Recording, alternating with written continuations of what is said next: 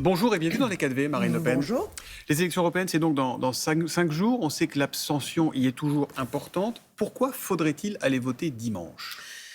Il faut aller voter d'abord parce que c'est le moyen de se défendre des injustices, d'aller voter dans l'urne. Toutes les voix se valent. Mais c'est surtout pour ces élections européennes pour conserver le pouvoir de décider. Car la réalité, c'est que ce qui se joue dans ces élections européennes, c'est la capacité du peuple français à pouvoir encore peser sur son propre avenir et de ne pas se voir imposer des décisions qui seraient prises par d'autres. On a bien compris que si on votait pour la liste de Jordan Bardella, on votait contre Emmanuel Macron, puisque votre objectif affiché et répété, c'est que la sanction soit la plus lourde possible pour lui. Mais du coup, quel sens faudra-t-il donner au résultat de dimanche soir ?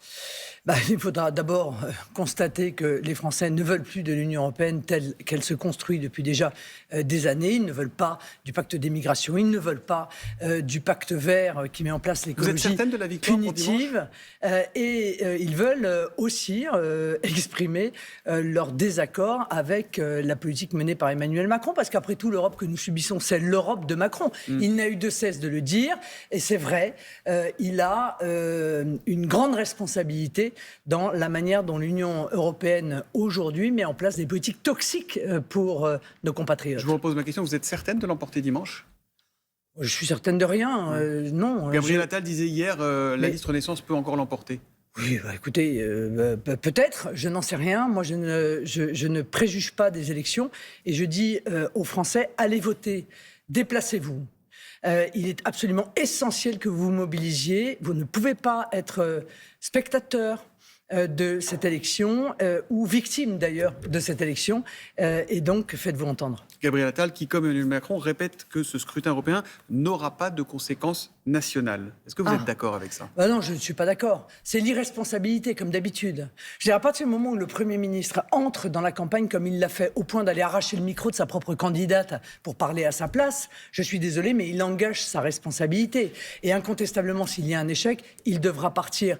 Et il en est de même, si je puis me permettre, pour le président de la République. S'il se sert des cérémonies du débarquement pour, en réalité, faire la campagne des européennes, alors il engagera sa responsabilité et il faudra qu'il en tire les conséquences également en cas d'échec. Vous dites ce matin que lundi matin, si la liste de la majorité a perdu, Gabriel Attal devra démissionner ? Il m'apparaît qu'à partir du moment où il prend encore une fois la place de la candidate, il engage sa responsabilité. Enfin, en politique... Dans le terme responsable politique, il y a responsable tout de même. Ça voudrait dire qu'il s'engagerait dans la campagne et il n'aurait aucune responsabilité. Et vous dites aussi qu'Emmanuel Macron devrait partir, et en cas d'échec lourd. Non, moi je pense qu'Emmanuel Macron, je l'ai dit, devrait constater si, comme les sondages le disent, l'opposition que nous représentons, l'alternance que nous représentons, arrivons très en avance sur sa liste. Il devrait en tirer les conséquences qu'il y a une crise politique dans le pays, que les Français ne veulent plus de la politique qu'ils mènent et donc procéder à la dissolution de l'Assemblée nationale. Ça me paraîtrait profondément démocratique. Vous allez le regarder ou pas jeudi soir à la télévision ? Bien sûr, je regarde toujours mes adversaires, à la différence de mes adversaires qui ne nous écoutent pas, ne regardent pas, ne nous lisent pas et par conséquent ne connaissent pas en réalité notre projet. 2 partis, LFI, la France Insoumise et les Républicains, ont décidé de saisir l'Arcom. Est-ce que vous faites partie de ceux à qui le principe même de cette interview pose problème ? Non, mais... Il sera à la fois dans les 20h de France 2 et TF1. Mais écoutez, moi je pense que les Français doivent écouter ce qu'Emmanuel Macron a à dire parce que plus ils entendent ce qu'Emmanuel Macron veut faire, et notamment de l'Union européenne, et plus ils s'abstiendront de voter pour sa liste. Parce que la réalité... Vous dire que quand il parle, il vous rend service ? En quelque sorte, oui. Oui, en quelque sorte. Parce que ce qui est sûr, c'est que le projet d'Emmanuel Macron, qu'il laisse un peu d'ailleurs de côté pendant cette campagne, il est pourtant clair, ils l'ont voté, ça s'appelle le rapport Verhofstadt. Il s'agit de supprimer le droit de veto pour les nations. C'est extrêmement grave parce que c'est la majorité qualifiée qui s'appliquera dans tous les domaines et donc la France va être diluée, diluée d'autant plus qu'ils veulent élargir, vous le savez, l'Union européenne à 37 pays dont l'Ukraine et les pays du Balkan. l'Albanie, le Monténégro. Pourquoi vous n'êtes pas allé débattre avec lui? Il vous l'a proposé. Mais parce qu'encore une fois, je l'ai dit, je veux débattre avec lui s'il met sur la table sa responsabilité. Je ne supporte plus, comme les Français, l'irresponsabilité des politiques. C'est jamais eux, c'est toujours les autres.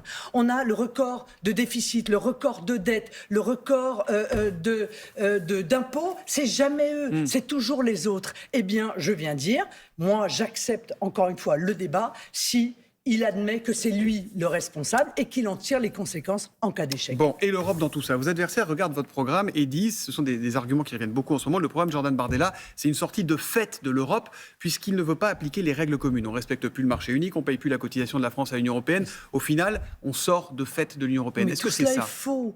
Tout cela est totalement faux.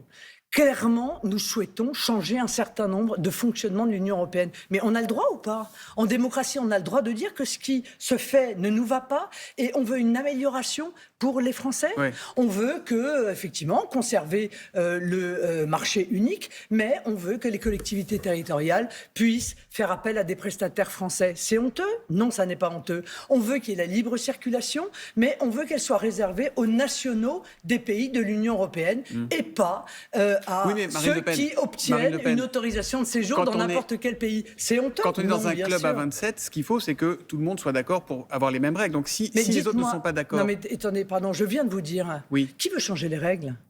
Qui veut supprimer le droit de veto des nations? C'est pas moi, c'est Emmanuel Macron. Qui veut l'élargissement à 37? C'est pas moi, c'est Emmanuel Macron. Qui veut un plan d'endettement européen de 1000 milliards d'euros? C'est-à-dire que non seulement il nous ruine, un plan d'investissement, disent-ils. Oui, oui, c'est un endettement. Comme l'ont fait les Américains. Ça s'appelle un endettement. Qui veut des impôts européens en plus de nos impôts nationaux? C'est pas Marine Le Pen, c'est Emmanuel Macron. Donc en réalité, qui veut changer toutes les règles pour faire de l'Union européenne un État et de la France une région?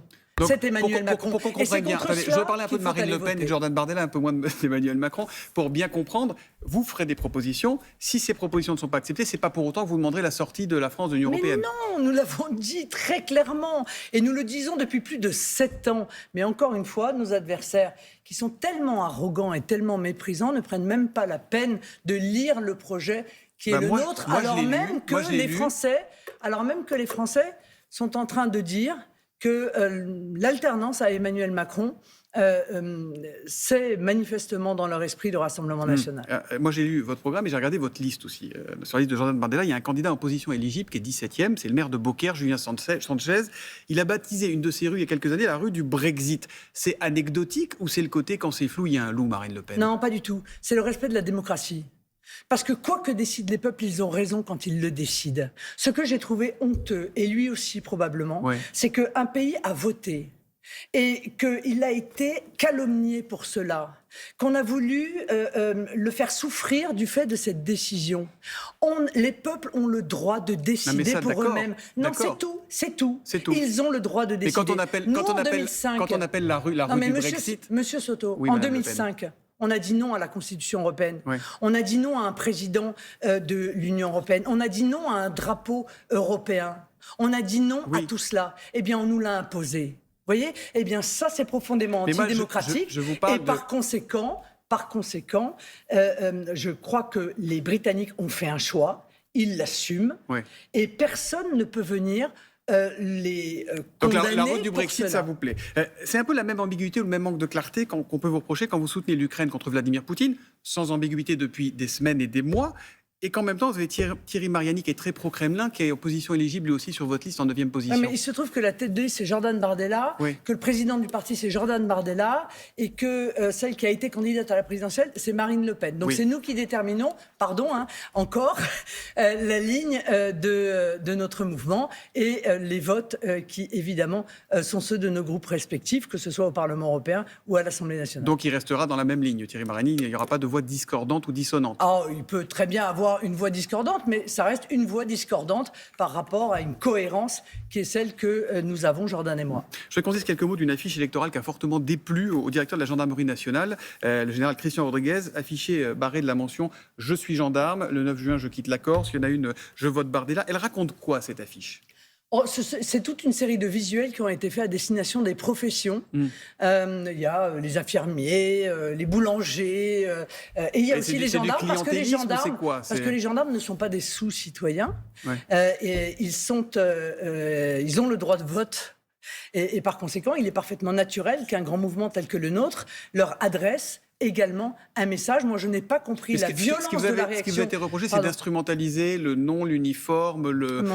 Je vais vous dire ce qu'a dit Sébastien Lecornu, ministre des Armées. Respecter la République, c'est ne jamais instrumentaliser l'armée qui protège la nation à des fins électoralistes. Non mais, pas de leçon d'électoralisme de la part de Renaissance, s'il vous plaît. Je vous en supplie, surtout juste avant les 3 jours qu'on va avoir avec le président de la République, qui va instrumentaliser les commémorations du débarquement pour faire sa campagne. Moi, je n'ai pas compris la violence qui a été utilisée dans ce tweet par le patron de la gendarmerie. Oui. Voilà, je n'ai pas compris cette violence. Il n'y a absolument rien à reprocher au Rassemblement national, rien. Nous avons parfaitement respecté la loi et nous parlerons aux gendarmes, et nous parlerons aux policiers, et nous parlerons aux militaires, et nous parlerons à tous les Français, et personne ne nous empêchera de parler à tous les Français et nous exigera de nous d'en laisser de côté. Merci beaucoup Marine Le Pen. Pour être bien clair, vous ne saisirez pas l'Arcom pour l'intervention du chef de l'État de jeudi soir, comme l'ont fait les filles et LR ? Non. D'accord. Merci à vous, bonne journée.